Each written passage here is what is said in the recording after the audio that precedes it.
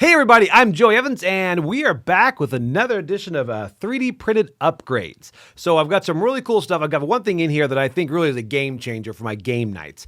And I'm going to show you that at the end. It's really cool. I just came across it really the last week or so. So I've been printing these like a madman, and I wanted to kind of get a whole set done before I show them to you here, but I'm still printing like more because I want anyway, I'll get to that in a second. So a lot of really cool stuff, a lot of different types of games in here as well.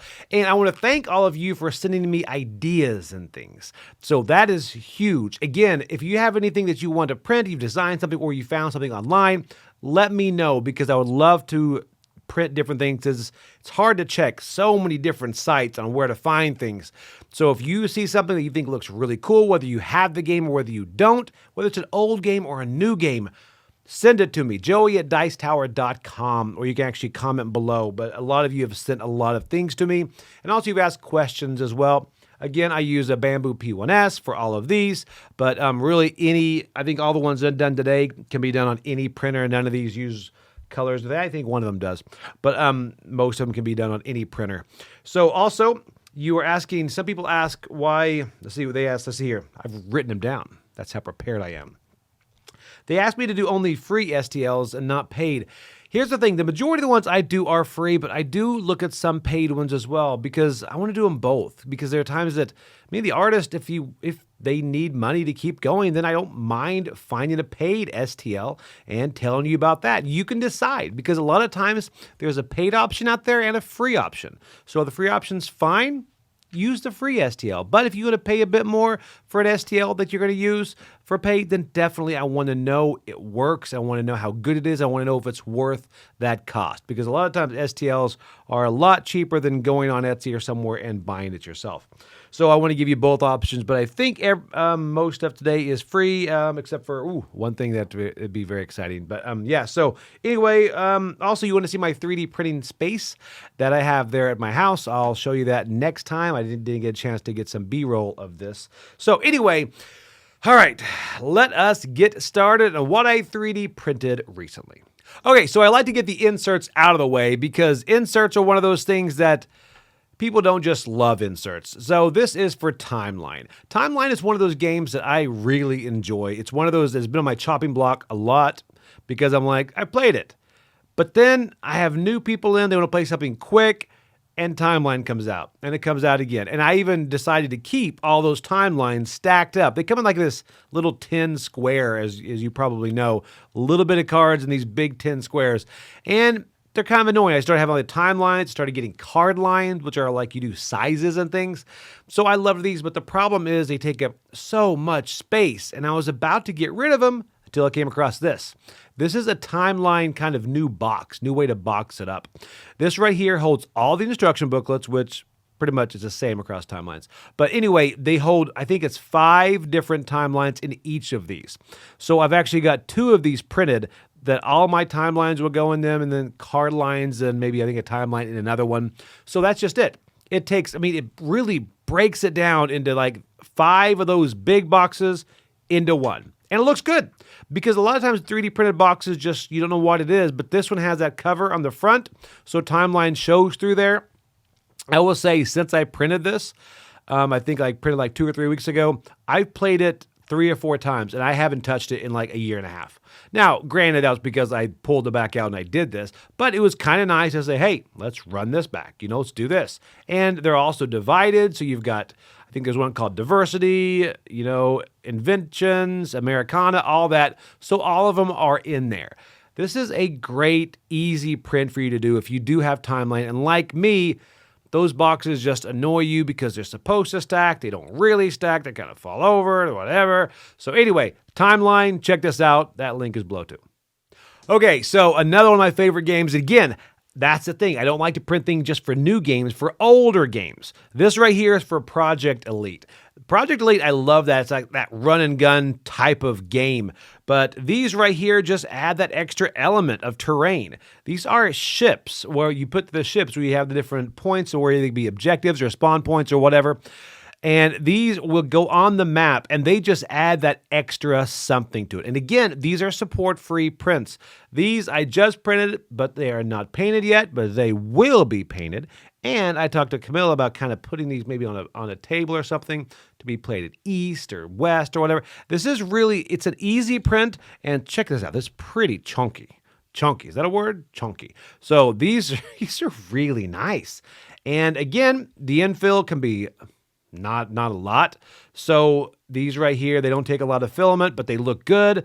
The detail on these are fantastic. Again, you've got the numbers on there, so they're going to match the map, and you set them down there, and everything matches perfectly. I went ahead and set those up here at the studio. I used our copy. Didn't bring all of them with me today. But these are really, really good. So this just gives that extra, when you play like a battle game, you want that terrain. And this right here just adds it. Again, like Thunder Road, I have to have the terrain. Project Elite, I am now going to have this terrain. So anyway, these are the different ships and things for Project Elite. And there's a lot of other terrain out there that I'm going to eventually print because I want mine to be so tricked out that the aliens couldn't possibly win. They're going to win pretty much every time I play. Anyway, that is Project Elite. Okay, there's one game that I think is pretty perfect in every way, and that is Dead Reckoning. Every way except for that silly the way you go into pirate mode. That little cardboard thing or whatever you come with, it is brutally bad. That is just like it falls over, it rips. And there are all these other different types of upgrades you can get on Etsy. There's this boat, and then we have the studio copy here. It kind of sits on this acrylic thing, and then at the front, there's a token. And if you have either your normal mode here, you're in pirate mode over here, so you flip it back and forth. It's nice, but you have to get it on Etsy and all that stuff. And I've looked at all these different types of ways to jump into pirate mode until I came across this one right here. This is great. This is a very, very small print. Again, short. It doesn't take much time at all. It's support free.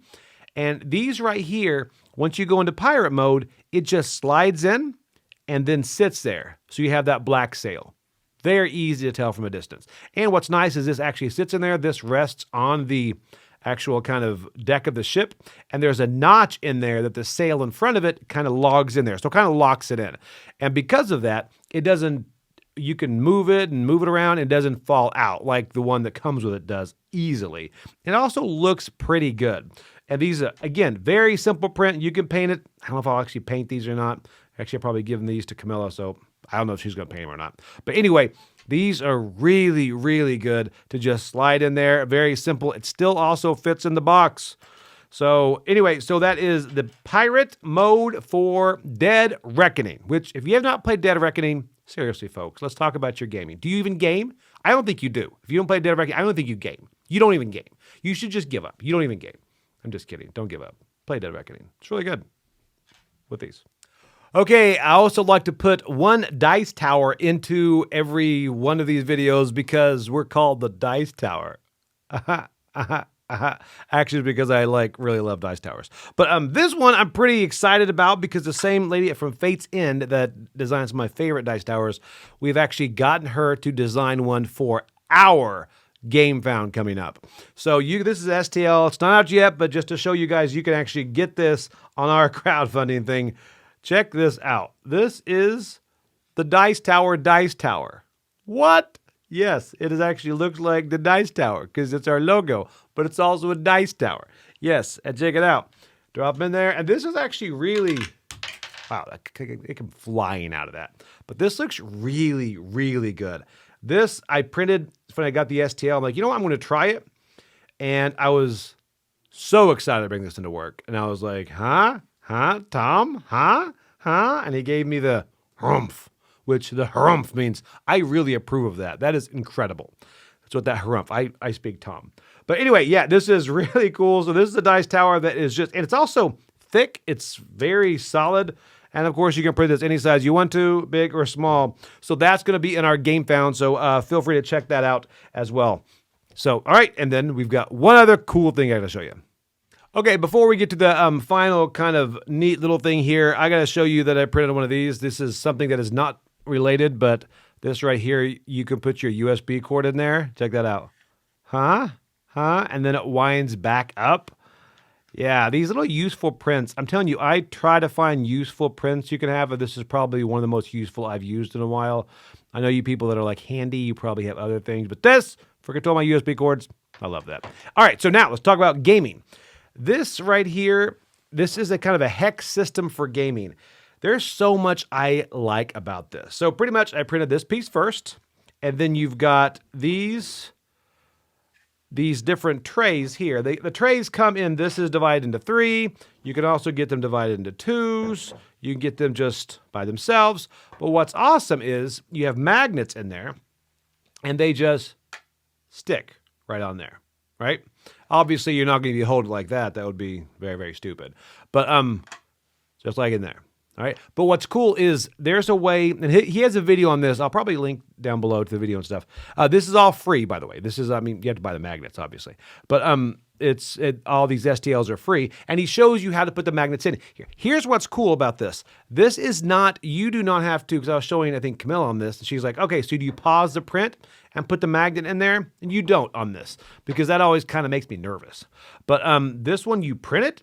It comes in like just one piece, and there's like little tabs for the bottom, and you just slide the magnets in, plug the tabs in. There's no glue too, which I hate. A lot of my magnet stuff in my 3D prints, I have to super glue. So before I do that, I first off take my contacts out because I don't want that to happen. Don't know what it would do, but can't be good, super glue in the eye. It can't be good. I should Google that. Then I probably won't Google that because I probably never touch super glue again. Anyway, so these are very easy to do. So they're very nice. And then he shows the way you put them in here, certain ways, north and south. Didn't know magnets had a north and south. I guess I knew that, but didn't know they were called that.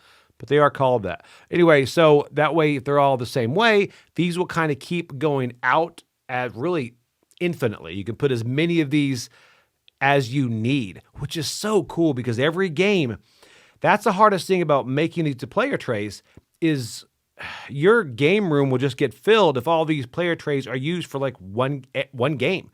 Every game uses something different. This one can be put together. Then on top of that, this right here, you put your cards in the front of it, which is awesome. You can set your cards for you that like to have your cards up like that. Then also you can put player shields. Like if you have one of those games that you want to hide your resources, then you put your player shields on here so you can't see how many resources they have.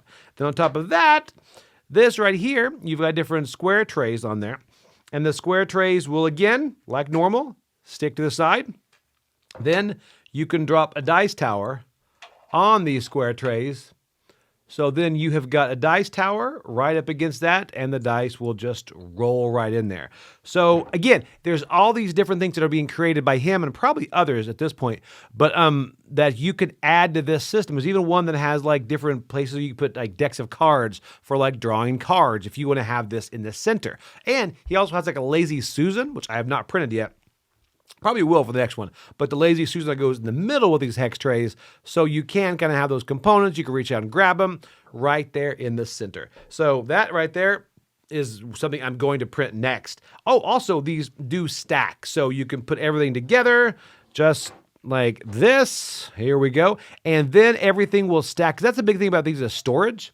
So when you store them, you can store them like this, and they all stack, so you will have them sitting there on top of each other in your calyx or whatever shelf you have. So again, that's really nice. Grab them, pull them out for game nights, and really customizable for whatever game you're playing. So this is huge. This is as close to a game changer as I can imagine because it really just feels good. And again, all the different colors. I'm just printing these nonstop. Easy prints. So anyway, these are on MakerWorld, but that link will be below as well. Okay, that is it. Wow, that was a lot. So anyway, again, if you guys have any things you want to see me print or whatever, email those to me at joey@dicetower.com or comment below. I'd love to see those. I've got a lot of the ideas you have, so I'm slowly going through printing those. I've got some other things that I haven't put in this video yet, but I've got a lot of stuff coming out. So anyway, send those ideas my way, and thank you guys for watching, and I'll see you later on the channel.